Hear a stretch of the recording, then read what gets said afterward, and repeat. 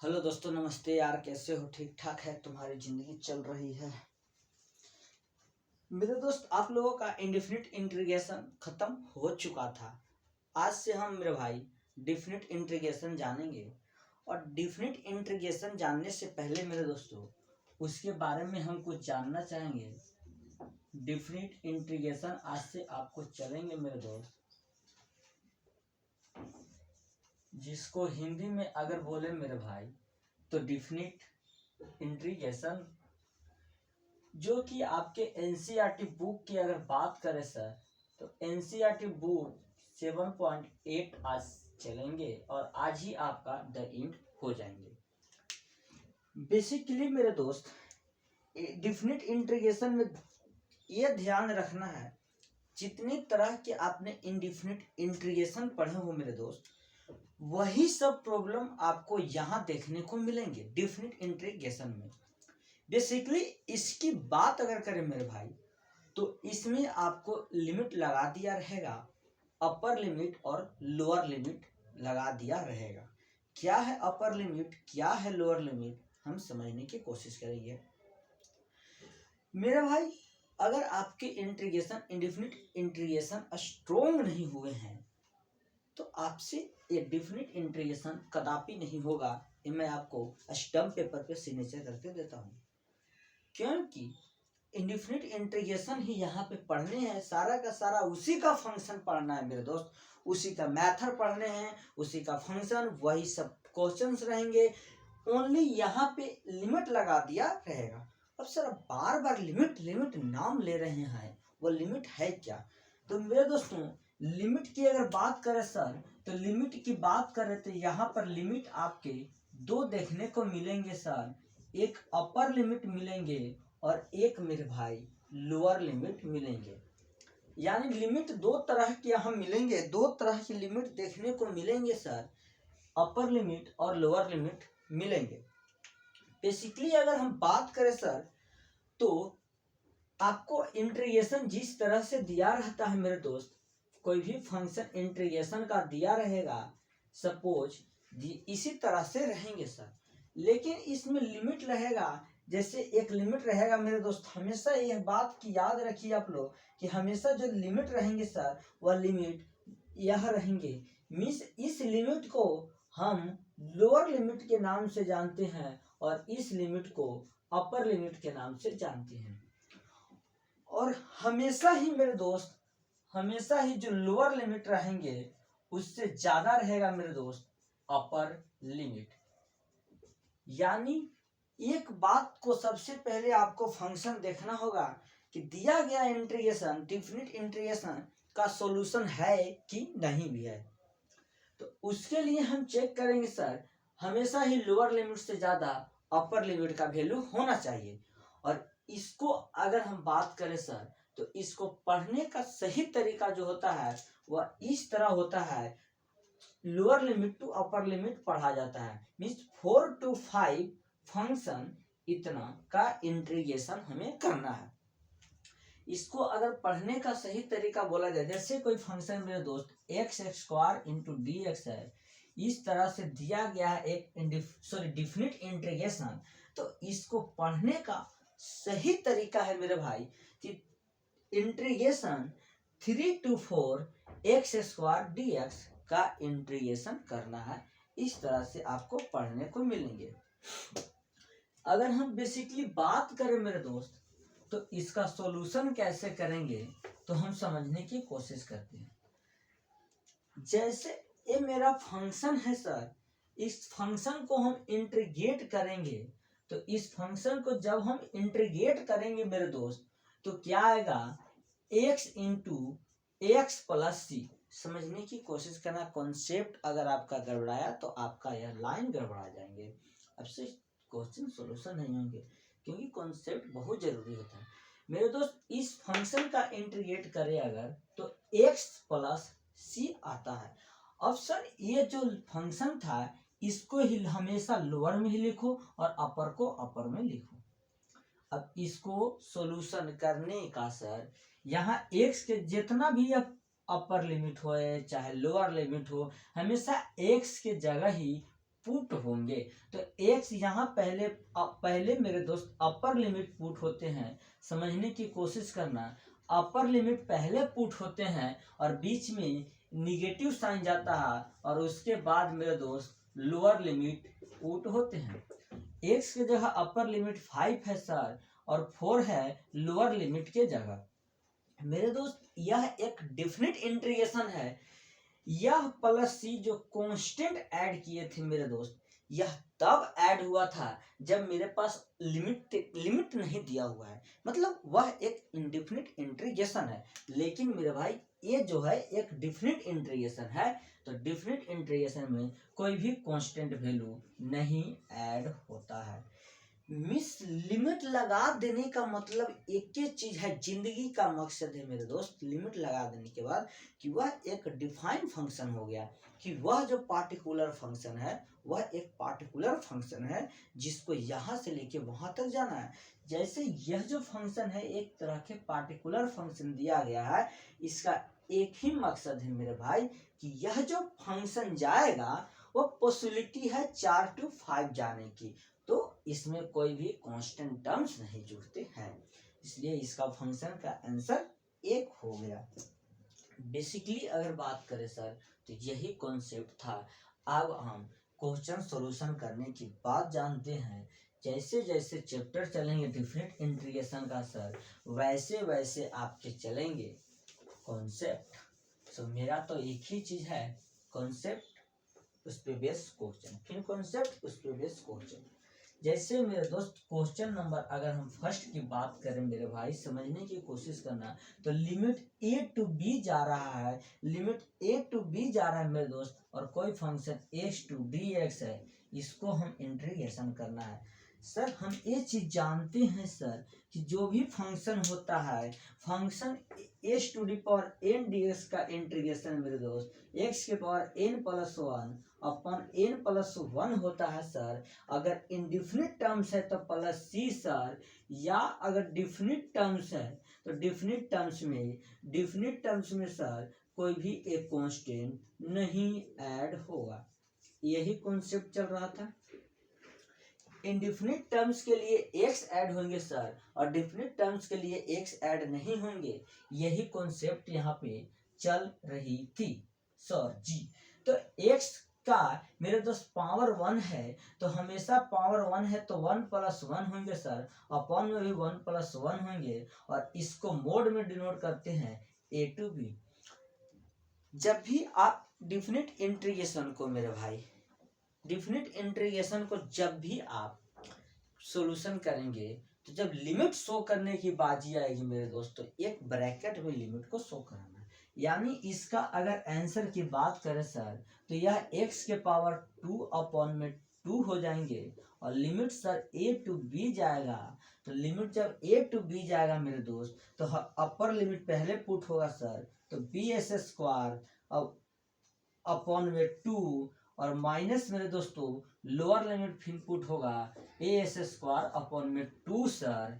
अगर हम बेसिकली बात करें मेरे दोस्त तो 2 अगर 1/2 को हम बाहर ला दे तो b s square minus a s square, यानी आई बराबर जो फंक्शन मेरा दिया हुआ था दोस्त a to b x dx का इंटीग्रेट करना था, इसको यदि हम इंटीग्रेट करते हैं सर तो 1 अपॉन में 2 bracket b s square minus a s square, यही बेसिकली आंसर देखने को मिलता है। यानी कहने का मतलब मेरा एक ही चीज है सर कि जब तक आपका इंडिफिनिट इंटीग्रेशन मजबूत नहीं होंगे तब तक आपके डिफिनिट इंटीग्रेशन नहीं बनेंगे, ये बात तो क्लियर है। यानी डिफिनिट इंटीग्रेशन बनाने के लिए सर आपको इंडिफिनिट इंटीग्रेशन आने चाहिए। अब मेरा तो काम है यार, सिलेबस आपका कंप्लीट होते जाए टाइम से मैं सिलेबस भी कंप्लीट कराते जा रहा हूँ। अब आपका रिस्पॉन्सिबिलिटी है आप कितना उस पर इफर्ट लगाते हो। नोट डाउन कर लो, नेक्स्ट को प्रॉब्लम जानते हैं।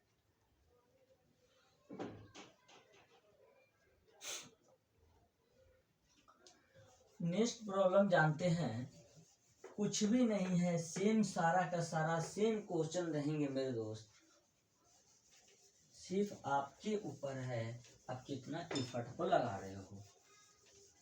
अरे यार पढ़ना, देखो यह जो भी सरकारी कंपटीशन की तैयारी कर रहा है, जो भी मतलब जिसका पढ़ने का लक्ष्य है मेरे भाई कि हमें जॉब जल्दी लेना है, तो वह मेरे दोस्त 1 साल 2 साल 3 साल मैक्सिमम इतना पूरा झोंक दे अपने आप को। 12 का स्टूडेंट हो तो मैक्सिमम 3 साल झोंक दे कि वो उसे यार लग जाए। इस क्षेत्र से जल्दी बाहर निकलना चाहिए।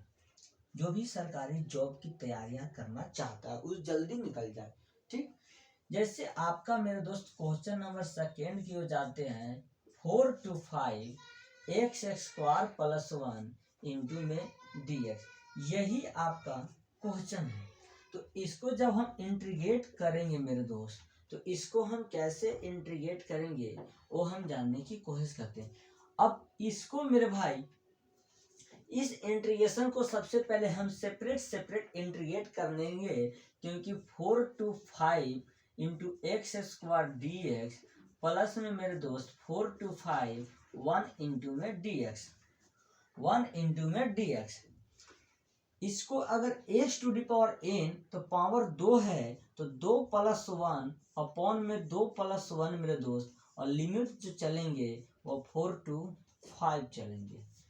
1 का इंटीग्रेशन x होता है, तो x 4 to 5 लिमिट इसका चलेगा। सबसे पहले मेरे दोस्त अपर लिमिट को, इसका जो आंसर आएगा x के पावर q अपॉन में q, इसका जो लिमिट चलेगा मेरे दोस्त 4 to 5 लिमिट चलेंगे, और यह जो x के पावर आएगा मेरे दोस्त 4 to 5। अपर लिमिट पुट होंगे सर 5 के पावर q, 5 के पावर q अपॉन में 3 माइनस 4 के पावर q अपॉन में 3। उसके बाद मेरे दोस्तों x के जगह 5 अपर लिमिट, उसके बाद 4 मेरे भाई लोअर लिमिट, ये 125 हो जाएंगे सर अपॉन में 3। अगर मैं दोस्त 1 अपॉन में 3 को कॉमन ले लूं तो 125 माइनस में 4 के पावर 3 64 हो जाएगा, और इधर से मेरे दोस्त 1 बच जाएगा। बात अगर हम करें सर तो 125 में से अगर 64 को घटाएंगे मेरे दोस्त, 125 में से अगर 64 को घटाएंगे तो 15 में से 4 गया मेरे भाई 1, 12 में से 6 हो जाएंगे 1 बचेंगे, 61 बचेगा सर, और प्लस में 1। मेरे दोस्त अब काट कूट का आपका जितना भी आंसर आएगा वह आपका इस फंक्शन का आंसर हो जाएंगे। यानी आपका जो प्रॉब्लम था x² + 1 into D x, limit 4 to 5 चल रहा था, उसको अगर हम डिफिनिट इंटीग्रेशन था, इसको अगर सॉल्यूशन करें मेरे भाई तो 61/3 + 1 देखने को मिलता है। अगर इसको बेसिकली और हम सेपरेट करने की कोशिश करें सर तो 3 यानी कि 64/3 यही इस क्वेश्चन का मेरे भाई आंसर हो जाएगा। सो आप इसको नोट डाउन करो। अगला प्रॉब्लम हम जानते हैं। बेसिकली आपको डिफरेंट इंटीग्रेशन आपको खुद बनने चाहिए था सिर्फ कॉन्सेप्ट के बाद, क्योंकि इसमें कुछ खास नहीं है, यह इंडेफिनिट इंटीग्रेशन ही होता है, बशर्ते इसमें एक लिमिट लगा दिया जाता है, और कुछ भी नहीं है मेरे दोस्त।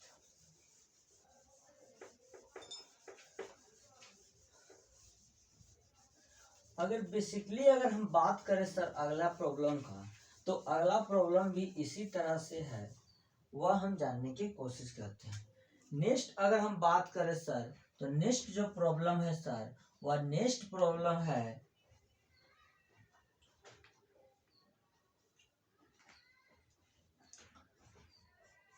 π/4 to π/2 समझने की कोशिश करना sir, into sine x into D x.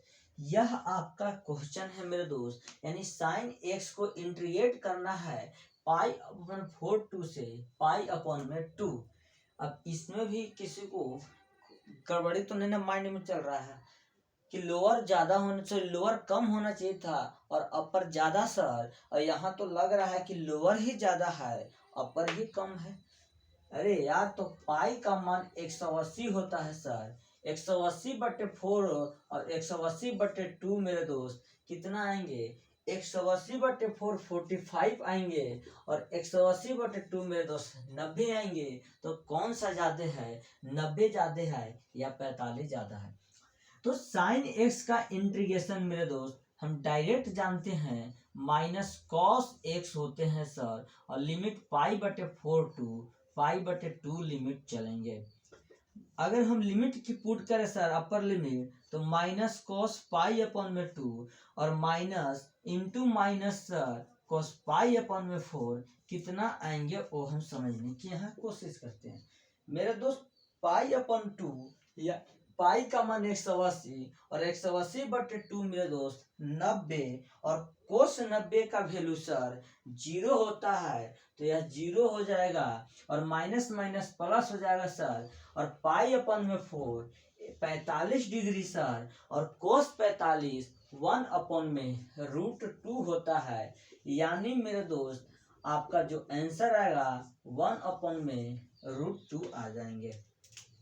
यानी जो आपके फंक्शन दिए गए थे मेरे दोस्त π/4 टू π/2 साइन एक्स dx का अगर हम इंटीग्रेट करें मेरे दोस्त, तो हमारा जो आंसर आता है 1/√2 आंसर देखने को मिलता है।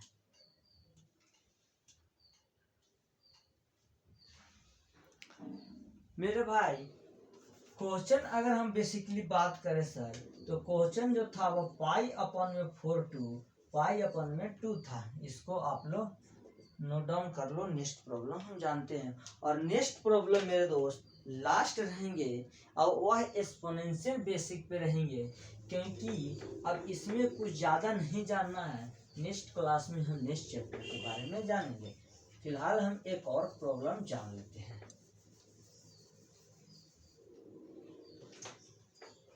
अगर हम बेसिकली बात करें सर, तो क्वेश्चन इस तरह से रहेंगे सर। क्वेश्चन जो है मेरे दोस्त समझने की हमेशा कोशिश करना कि हम कहना क्या चाह रहे हैं। -1 से 1 रहेंगे e⁻x dx। मेरे भाई एक्सपोनेंशियल फंक्शन एक ऐसा फंक्शन है जो कि न तो इंटीग्रेशन में इफेक्ट डालता है, न तो डिफरेंशियबिलिटी में इफेक्ट डालता है। मीन्स जो है वही होता है। तो e⁻x का इंटीग्रेशन की बात करें अगर सर, तो e⁻x ही होता है। लिमिट -1 से 1 चल जाएगा सर। अब इसमें भी किसी को अगर डाउट है कि -1 बड़ा है या 1 बड़ा है, तो पढ़ना छोड़ दे। वैल्यू पुट करें सर, तो e⁻1 हो जाएंगे, -e⁻−1 हो जाएगा सर। और हमेशा ही यह बात की ध्यान रखना सर कि 1/में मेरे दोस्त x है, तो अगर यह डिवाइड में है सर, तो इसको अगर हम मतलब ये भागा में है, तो इसको अगर गुना में ले जाएंगे तो पावर जो भी बटा में रहेगा वह अपर चढ़ जाएगा। मीन्स e⁻1 के पावर e ही हो गए सर। -1 में e लिख दें तो एलसीएम लेंगे सर, तो e² हो जाएगा सर। तो e² को हम 2e भी लिख सकते हैं सर, और e हो जाएंगे। यानी जो आपका एक्सपोनेंशियल का फंक्शन था मेरे दोस्त, वह एक्सपोनेंशियल का जो फंक्शन था मेरे भाई, वह यही फंक्शन तो था। वह मेरे दोस्त यही फंक्शन तो था। यानी अगर आप इतना भी लिखते हो तो कोई अंतर नहीं होता है, इतना भी लिखते हो तो कोई अंतर नहीं होता है। डिपेंड करता है कि आप क्या लिखते हो। बेसिकली एलसीएम ले लीजिए, उससे और अच्छा हो जाएंगे। सो थैंक यू मेरे दोस्त। नेक्स्ट क्लास में मिलते हैं नेक्स्ट चैप्टर से। Bye bye, love you, Tata.